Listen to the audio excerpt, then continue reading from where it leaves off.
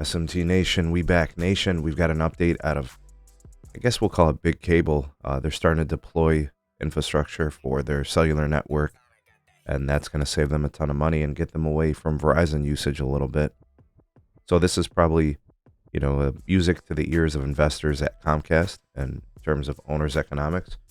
You don't have to pay for usage on a network. You've got a native network. Those owner economics really help financially. All right, so let's take a look at this update. This is pretty big, as we now have some clarity on this network build from Comcast and also a little bit from Charter too. All right, article from Fierce will be in the description, and of course, ways to support us to show your appreciation for the content here on the channel. You could support us. The links are in the description. Okay, so Comcast gave us a heads up that they were going to be deploying, this CBRS based cell network in order to supplement, their mobile customer usage patterns.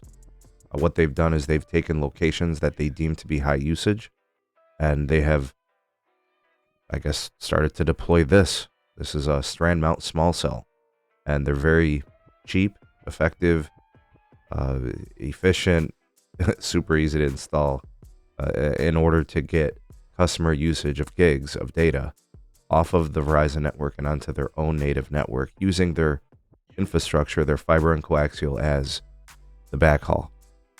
Right, so here it is, and Samsung radio gear will be the solution.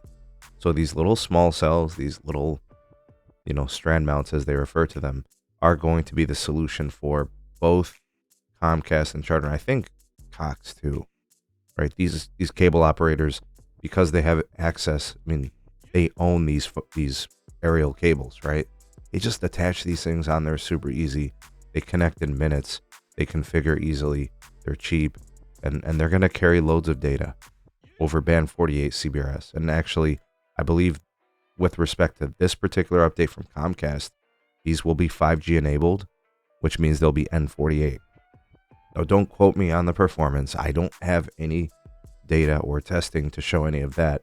Strictly going on this announcement within this article indicates that 1, Samsung will be the vendor for this hardware, and 2, it is going to require that users that are going to connect to these strand mounts are going to have the latest Android and Apple devices.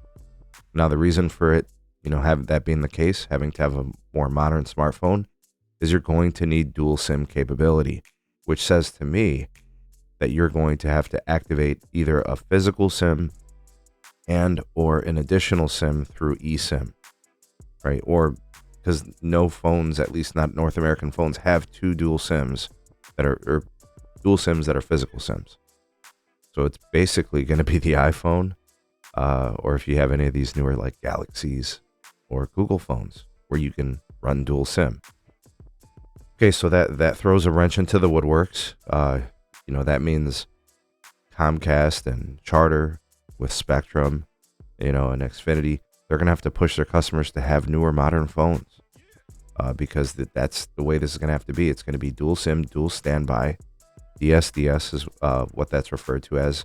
For those of you that have followed the channel, we've been talking about this for a couple years with the newest phones, because it's going to be essentially your phone is either going to connect to a Comcast or Charter hotspot or to the Verizon network. This brings a new connection into the fold. Now, technically, these strand mounts are super easy to install, very quickly, very fast, direct access, nothing crazy.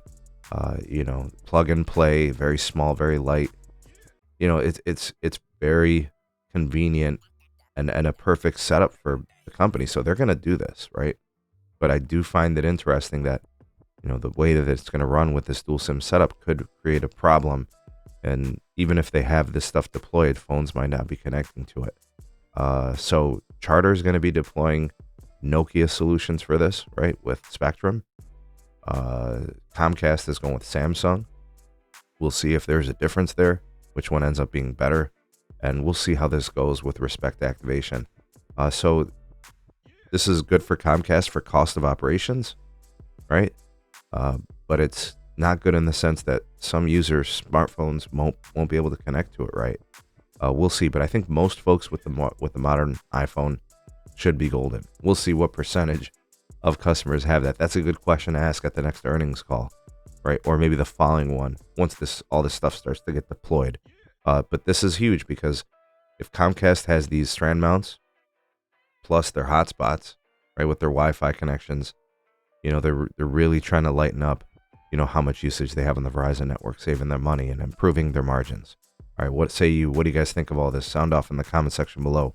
The voice of the people, the SMT Nation, let your voice be heard.